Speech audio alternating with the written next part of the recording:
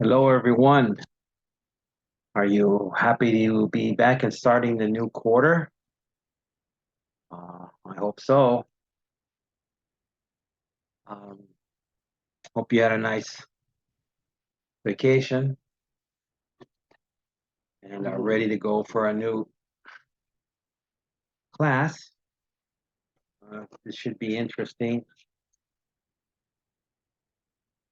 Um, so just let you know, this class is scheduled for April the 3rd, and the class title is the mysterious, interesting lives of famous artists. So I'm going to be covering things that you hopefully, I don't think you'll know about. This class is not to center on teaching you the works, but their intimate lives, the good things and the bad things. Okay? So let me move on with the usual techniques here.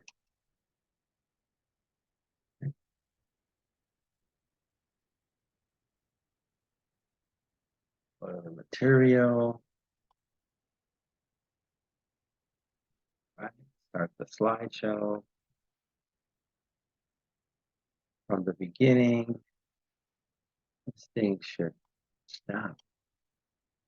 Uh-oh, it sent me back. Interesting.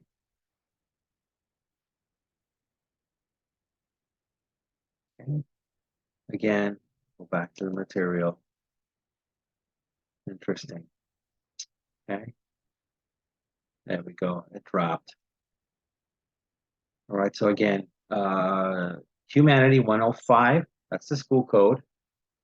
The intimate lives of the world's most famous artists. And again, the good and the bad. Okay? And this is the week one is set for, April the 3rd, Monday. Let me get it together. All right. So the artist in the first week is Leonardo da Vinci. So I'm just going to go in a minimal way because I know there's going to be some young students here that don't know who he was. My time, I was not an art major, but we knew who the major people who were in art history. So let me just go through this so we have a little idea if you know nothing about him.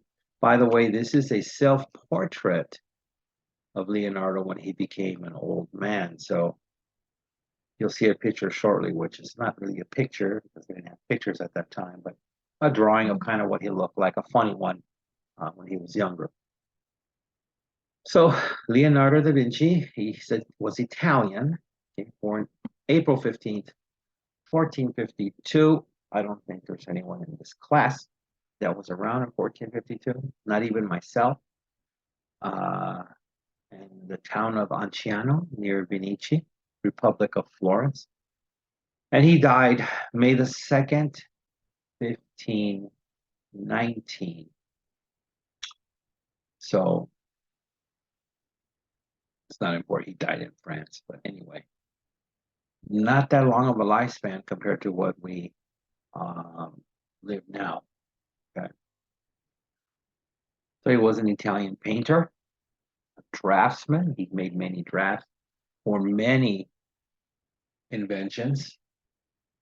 He was a sculptor, as he sculpted things. He was an architect and an engineer whose skill and intelligence, perhaps more than that of any other figure, epitomized the Renaissance human ideal. So if you don't know the word epitomize, it's like saying, I don't know, is LeBron still the best in basketball? So you could say LeBron James's skill epitomizes the best in basketball. It really shows forth more than anything else. So more than any other figure in the Renaissance humanist time in Europe and their ideal of what was art and beauty, he's the number one guy. Okay, that's who Leonardo was. He's most famous for his Last Supper, which was, of course, showcasing Jesus and the 12 disciples.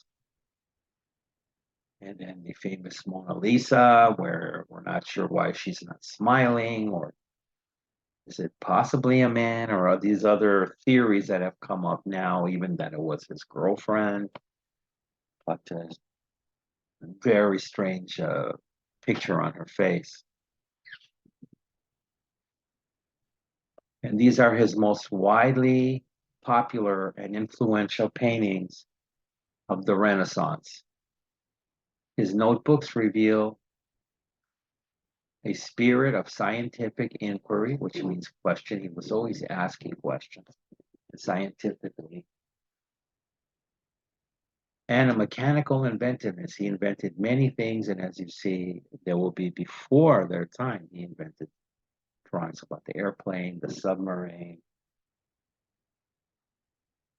and they were just centuries ahead of time. Okay.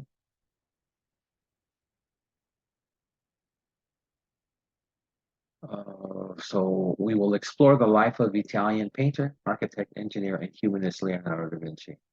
Okay. The unique fame, and he did have a unique fame, and it continues until this day. He enjoyed it in his lifetime, and that filtered by historical criticism, when people criticize you and judge you for different things, has remained undimmed. So undimmed comes from a light that has not been lowered. That's what they mean. So his criticism and his fame has remained undimmed to the present day. Why? Because this rests largely on his unlimited desire for knowledge. You will see he asks questions about everything, things you wouldn't even think of. And this guided all his thinking and behavior. An artist by disposition, that means his nature, and endowment, which means the skill that he was born with. He considered his eyes to be his main avenue to knowledge. So he, in my opinion, probably would have committed suicide if he went blind. To Leonardo, sight was man's highest sense, right? He's doubling down on this because it alone conveyed or showed the facts of experience immediately. And immediately for him was very important, correctly and with certainty.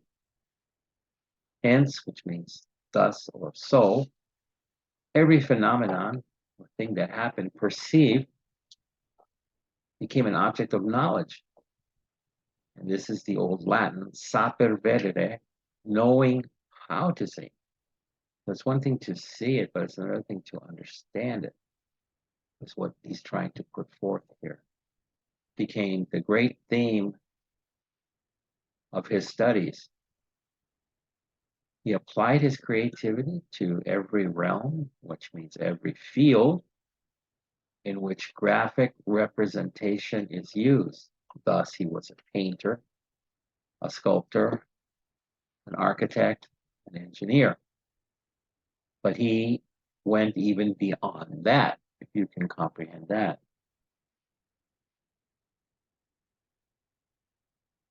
He used his superb intellect, which means his intelligence, unusual powers of observation. Again, he asked these questions that most people would not ask because he had unusual powers of observation, which means he saw things that other people didn't see, or saw things in people that people did not see.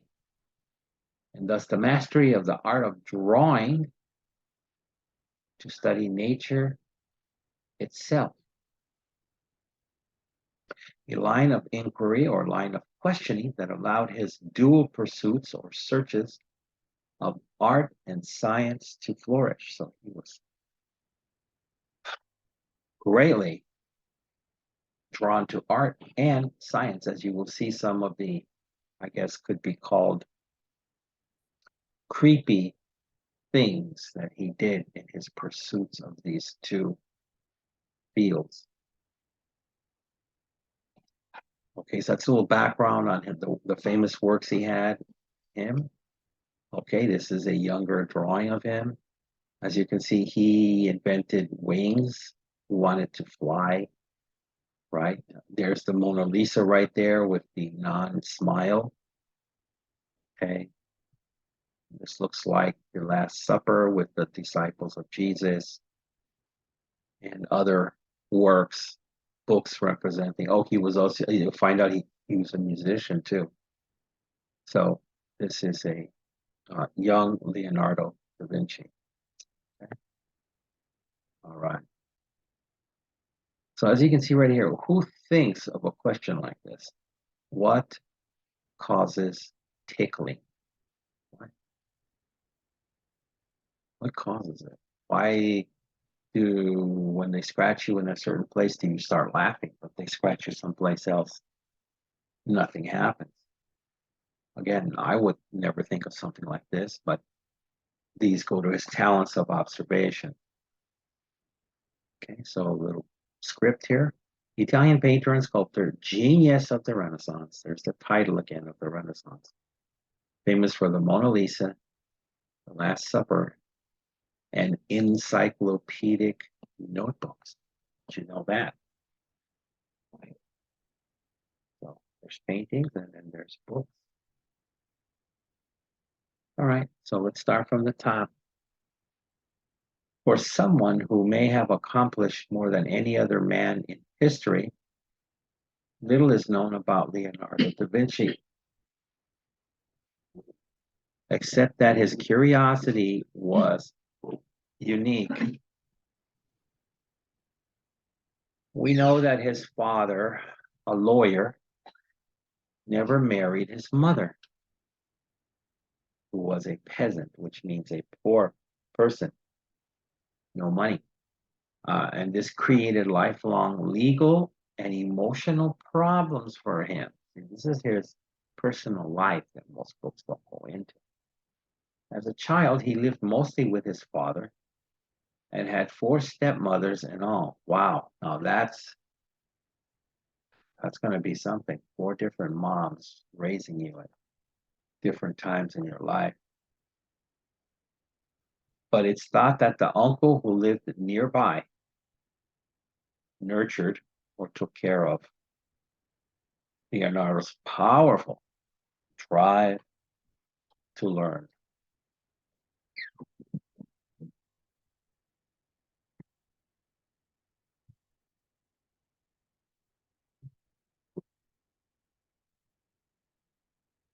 Leonardo was apprenticed as a youth. Apprentice, if you don't know what that means, is you have a master in a certain field. It doesn't have to be art, it could be woodworking, carpentry. And a youth wants to learn from this master. So they will apprentice under that master and learn from him, do what he asks them to do. Okay. So this master artist was named Andrea del Verrocchio, a legitimate son who never who would never have been forced to learn a trade, especially one so disreputable as art. So you this is a point here that you should understand. I guess because they considered Leonardo illegitimate, he was looked down upon in society, and eventually forced him to learn a trade. Remember, raised by four different mothers. And this part here, especially disreputable as art, means that art before Leonardo's time was not highly respected. So it's kind of like strike two, you know, right? One day when Leonardo painted an angel, um, he was known to draw the face of angels better than anyone, even the master he apprenticed under. The older man, the master, reportedly threw down his brushes in jealous admiration and swore that he would never paint again. Can you imagine that? You're a young guy, probably a teenager, young teenager, apprenticing under a master, and he looks at your work and he admires it, but he's so jealous. He said, I shouldn't even paint because my stuff is nowhere near as good as young Leonardo's. So this is what it said earlier about what he was endowed with, his talents, or as we say, a gift from God. Still, Leonardo always felt at home at Verrocchio's and in times of stress liked to return for visits.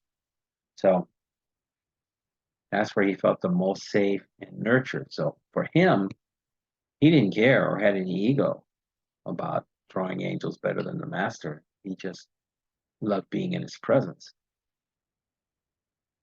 Okay, so here's a quote from his. Question alert, it might be a question from today. It is easy to become a universal man, a young Leonardo wrote, and he somehow made it seem so. Somehow we made that happen. He never stopped his studies, working on countless projects, or at least starting them, starting them and then moving on to something else. But at least he got them started. In addition to artist, he could have easily become a city planner. Remember the design and architectural background. Architect, there you go. Inventor or engineer. Wow, all these skills. I couldn't do any of those things. Physician, which means doctor. Wow. Musician, like I said, he could play musical instruments. I think he was self-taught.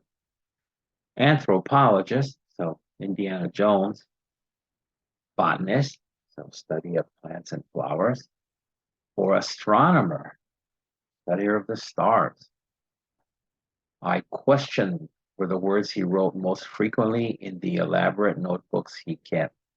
So, like I said earlier in the intro, he questioned everything. That was his reason for being. And as it says here, he questioned practically everything. What causes tickling? Why are stars invisible during the day? That's another one I never thought about. If I see them at night and they're pretty, that's great. But I never thought, hey, how come they're invisible during the day? What would it be like to walk on water? Again, something I just relegated to Jesus doing, but he thought about it. Would a fly make a different sound if you put honey on its wing? No. I don't know how he thought of that. I'll just leave the honey with the bees, but who knows? Every night, Leonardo investigated anatomy, the study of the body, in a few ways others could have not tolerated. He dissected corpses, so he was his own CSI team before that became popular. His sources for bodies were either prisons where criminals had been executed or killed, or hospitals for the homeless. So, but it doesn't say if he snuck into these places or, which was very common at the time and probably is what happened, um, you could pay the guard at the prison some money and then say, hey, can I go look at the body, take notes on the dead body? And, the police guards are like, sure, go ahead. I can use a few extra bucks. And the same thing probably happened at the hospital where I don't know what they decided to do with the bodies eventually. And it says here, he could befriend a 100-year-old man one night and make drawings of the corpse the next. So what that says is he meets some fellow in the village who's 100 years old, and he likes the man, and they talk, they get along great. During the night, the fellow dies, and then the next day he would not feel any sorrow or fear, but could study the dead person's body the next day, even though the night before, let's say, they shared a coffee, right? It's just his inquisitiveness about things was just, unbelievable.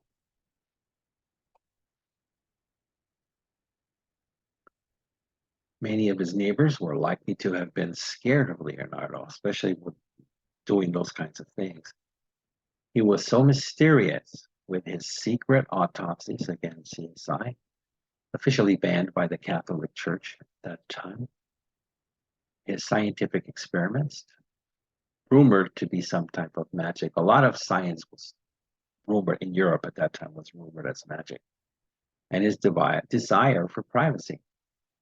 His notes were written backward so others couldn't read them, right? It's a safety issue for him. He doesn't want them understood. He was even left-handed, believed in those days to be a sure sign of the devil at work. Yes, they thought left-handed people were evil. And some of this, we got a lot of stuff from Europe, United States. A lot of this still carried over. I can tell you, and I'm not from the 1400s, but when I was a kid, my mother is left-handed, and I went to school and I started writing with my left, and they quickly forced me to write with my right hand. They didn't say it was evil. They just, for some strange reason, they didn't leave me alone. And said, you got to learn how to write with your right hand. Okay. In others, Leonardo inspired devotion. He was strong, healthy, and handsome. Oh dear, watch out, ladies. With a carefully brushed and curled beard.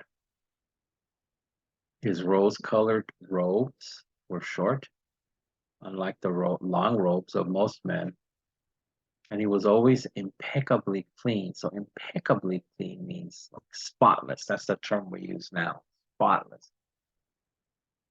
In an age when most people were not. Yes, Europe at that time, hygiene was not too good, but yet he demanded impeccable cleanliness for himself. He couldn't even stand to have paint on his fingers. That's kind of rough when you're a painter. That seems to be something that you couldn't avoid. I can relate to that on a certain level. I was never an artist, unfortunately. Don't have any talent in that area, but I was a bartender for a while. And no matter how much I cleaned up the bar and washed my hands, after a full shift of making alcoholic drinks for customers, when I'd go home and try to go to sleep, my fingers still smelled of alcohol. I didn't like that too much. I didn't last that long. Next, he carried himself like royalty, which means he acted like royalty, prince, king, and had elegant manners, the sign of a sophisticated person. Usually he was calm, though he was known to blush. I hope you guys know what blush means.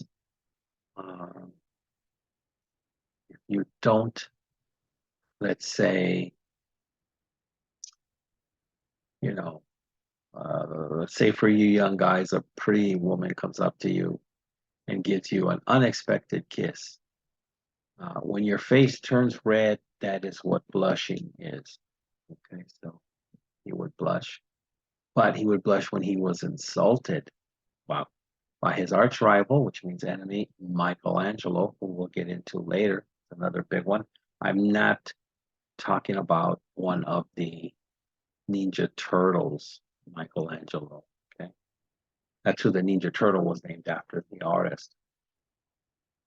A welcome addition to parties, he devised or made clever riddles that made people roar with laughter, which means laugh out loud. And he liked to play pranks, which means tricks that would make people scream. Once he unleashed what appeared to be a dragon, actually a large lizard. So imagine at the time, uh, there's no media, internet, TV, movies, right? Any kind of pictures are done as drawings. A lot of people can't read. A lot of people have not traveled out of their small city.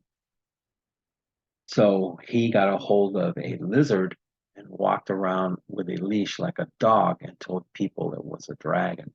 People were scared and they had no way of knowing any other way. They had to accept his prank.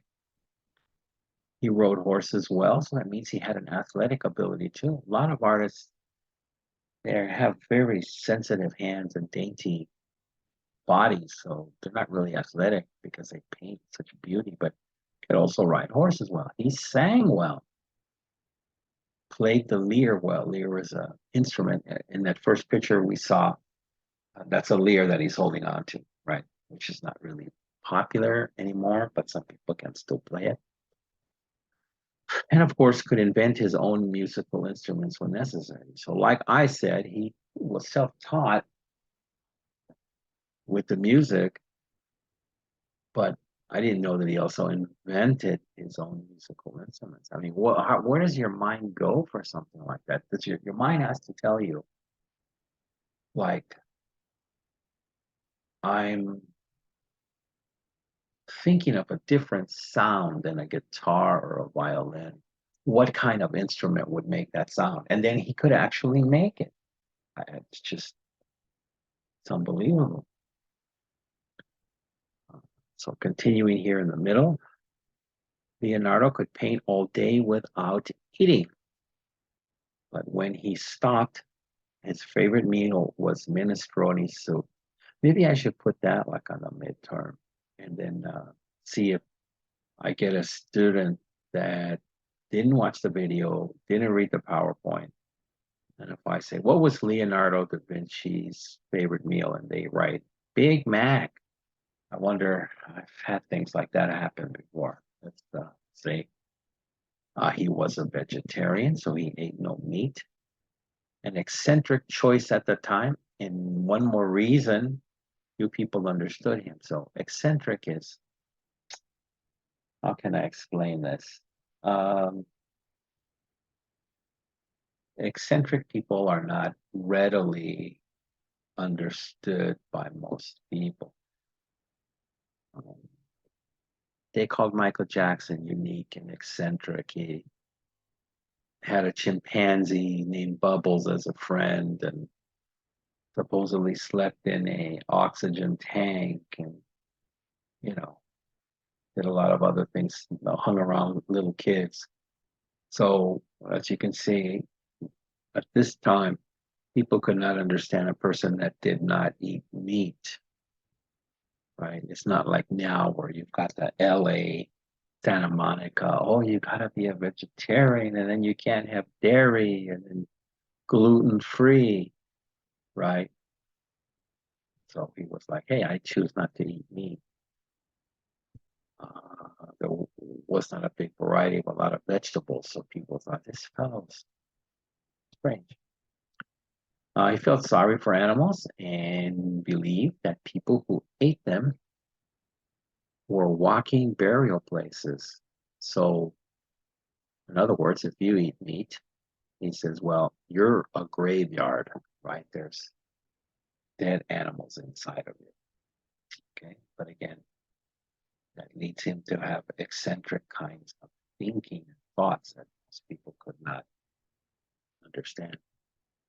He was known to buy birds in the market in order to free them, as well as to study their flight. So you remember, he always wanted to learn how to fly. So he not only gave these birds liberty, but he studied how they flew.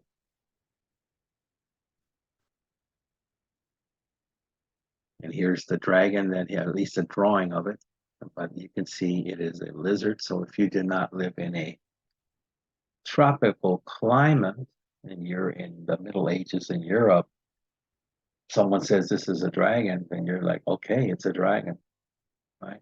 But he thought that was very funny.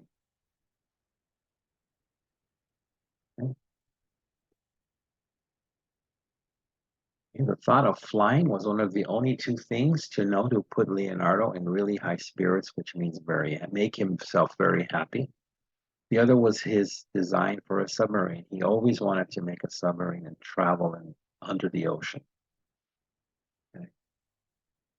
In personal relationships, most people seem to find him melancholy. Melancholy means a little sad, missing a former time, sad for a prior time, and perhaps a bit cold. So maybe not the friendliest of people if he didn't know you. In his notebooks, the only reference to the woman believed to be his mother is a precise or exact list of her funeral expenses. He made a note of every penny he spent. So I guess they're trying to say that's a form of Leonardo's sarcasm, that he didn't write anything like, oh, I miss my departed mother and I'll always have a love for her.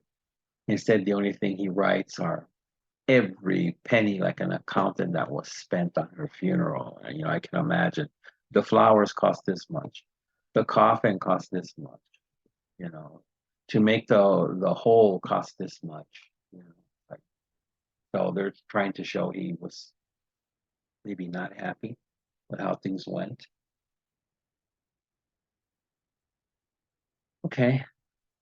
Continuing in the middle, Leonardo had no family of his own, but informally adopted a peasant boy, again a poor, penniless boy, who lived with him for 26 years. The boy was known as Salai, which means devil, because he constantly stole even from Leonardo. So what does that say about Leonardo? For some reason, he really had affection for this little boy. And not only was he stealing from other people, but he even stole from Leonardo, who took him in to take care of him. But he had patience for this. Why? I don't know. The older man pampered him anyway, which means spoiled him. One year buying him 24 pairs of shoes. Is that enough? I don't know, maybe some of my students and ladies are like, 24 pairs? That's not enough. I've got 112 pairs. Like Imelda Marcos. I don't know.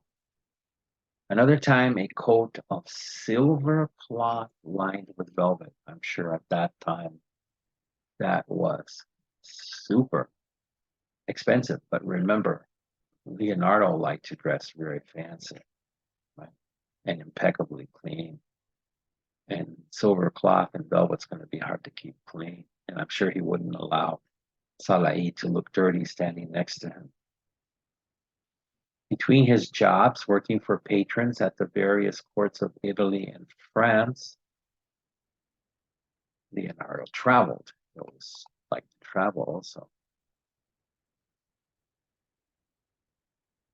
He packed light, taking along his notebooks, his painting of the Mona Lisa, and Salai. While in Florence, Italy, Leonardo was accused of heresy against the church, which means non-belief, uh, breaking the rules of the church.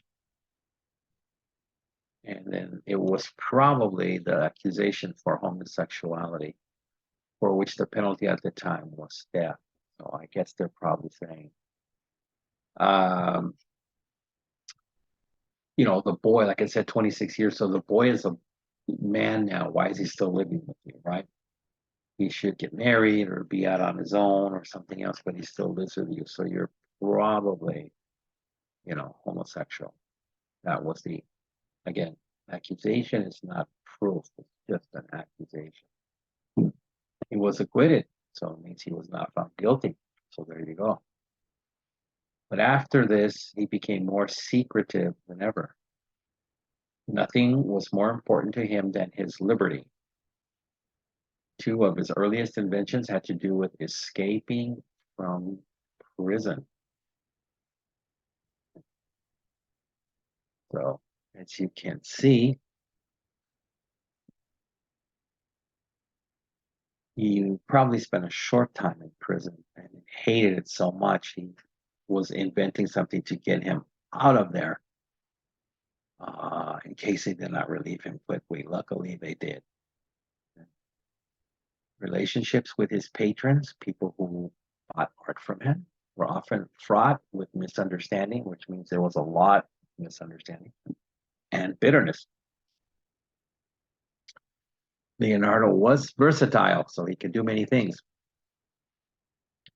In a letter to a potential sponsor, he listed 36 services he could perform. Wow, I wonder if the potential sponsor believed him or not. Like, nobody has these many talents or abilities. But notorious for, so notorious is being famous for something, but not in a good way. His counterproductive work habits. So what they're saying there is even though he was greatly talented and could finish some things, his work habits were not the best. To get himself out of bed each morning, always a difficulty. He invented a water operated clock. Such inventions did nothing to end his daydreaming, his dislike of deadlines, so he hated deadlines, loved to daydream and schedules, his overambitious ideas, or his tendency to be easily distracted. I wonder how he would be today with all the social media. Talk about easily distracted. Sometimes he took money for a work, then never did it, or made promises he knew he couldn't keep. That's not good. When patrons become too frustrated, they would hire someone else to finish what Leonardo had started. That's not good either. You know, dentists won't do that. If I go to a dentist and he starts doing work on me, I have to get it finished with that guy. If I go to someone else, they're like, hey, that guy started your crown, implant, or whatever. He's got to finish it. They don't want to be sued for something they didn't do wrong. Leonardo also experienced more than his share of bad luck, and his work gained a reputation as the most vandalized, which means art attack, in history. As a sculptor, he was influential and awe-inspiring, which means you're feeling your mouth just drops open, like when you see the Grand Canyon for the first time or the Great Wall of China. But none of his sculptures survived such assaults as being used for target practice by invading armies. So as the years went by, say Napoleon, if you want to pick one, and they'd come and go through the area and attack stuff, and then soldiers saw his artwork and decided, hey, let's just shoot at it. It's funny. It's interesting, right? So a lot of his art was vandalized that way. Then painting, and where's my arrow? There we go. Painting techniques he experimented with caused some of his work to disintegrate in his own lifetime. Wow, that's not good at all. Once, while painting a battle scene on a wall opposite a wall painted by Michelangelo, he used a new method or technique he had read about. The technique resulted in disaster when all of the paints melted together. He hadn't read the instructions all the way through to the part that said, don't try this on walls. Whoopsie. Okay, so again, when you try new techniques, and there's no record of them being successful. You don't know what's going to happen. So to me, it's very sad, this disintegration of some of his artwork, because he didn't do what he was used to doing. Okay, his last boss, the King of France, remained a great admirer through all of these trials or problems. And Leonardo's final 3 years were his most serene, peaceful. Peaceful, so another word for serene. Then one or both of his hands became paralyzed. To imagine you're a painter, an artist, and your hand becomes paralyzed. And his health declined or went down. He died at age 67. The story that he died in the arms of the king is probably, but they're saying probably, so it's not proven either way, a myth. He was with Francesco da Mezzo, a pupil, student, and companion for the last part of his life. So if Francesco was the companion, what happened to Salai? He finally did start his own life. Francesco wrote to Leonardo's half-brothers, "It is a hurt to anyone to lose such a man, for nature cannot again produce his like." So it's like what they say nowadays, you know, this kind of man will never be made again, right? In his will, Leonardo left everything to Francesco. So again, nothing for Salai, even though 26 years, including his notebooks. He was buried in France, where his gravestone reads, "First painter, engineer, and architect, the king." So I think we're done with the material. Let me find out. Or there could be something that, hey, we got some more little artwork definitions here. Okay, so again, this will refresh you. Students who don't know, possibly the world's most famous painting is the Mona Lisa. So you know that's from Leonardo da Vinci, who some think was a real woman named Lisa La Gioconda, the wife of a banker. That's one rumor. Her half smile has mystified whole generations. Was she amused by the comedians Leonardo hired to keep her from getting bored during sitting?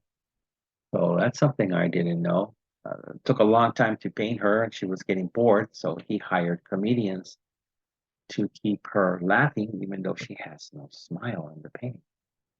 Was she missing her front teeth? And that's why she refused to smile, and that's what some dentists believe. Was she pregnant? Was she really a man? Was she in fact Leonardo himself? Some see a resemblance. And why did Leonardo hold on to the painting all his life? Yeah, why did he hold it so close? Interesting questions.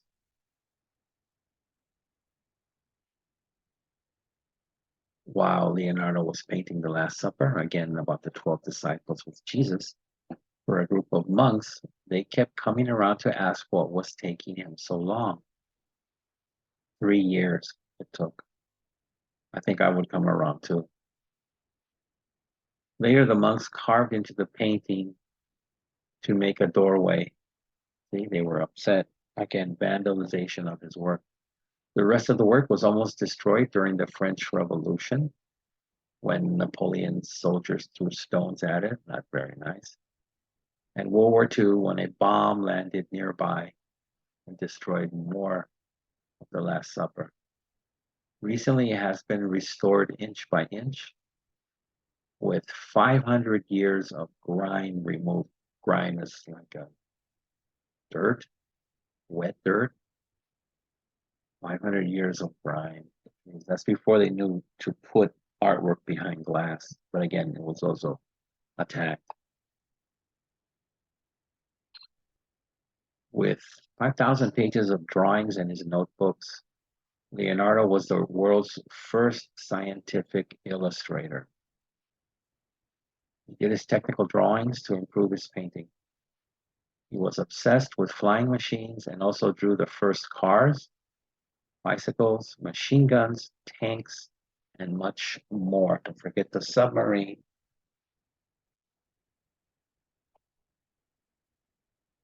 Okay, on to the questions. Who did Leonardo apprentice with as a youth? Who did he study under? What did a young Leonardo say and then make true? How did Leonardo investigate anatomy, study of the body? What did some people of his time think about Leonardo being left-handed? How did he make people happy at parties? What were the two things that put Leonardo in high spirits? Or what two things made him happy? Why were two of his earliest inventions about escaping prison? What did he invent to help him wake up in the morning? 9, the last question for this week. I'm going to let you go a little early, first week of the new quarter. What did some of his experimental painting techniques do to his art later?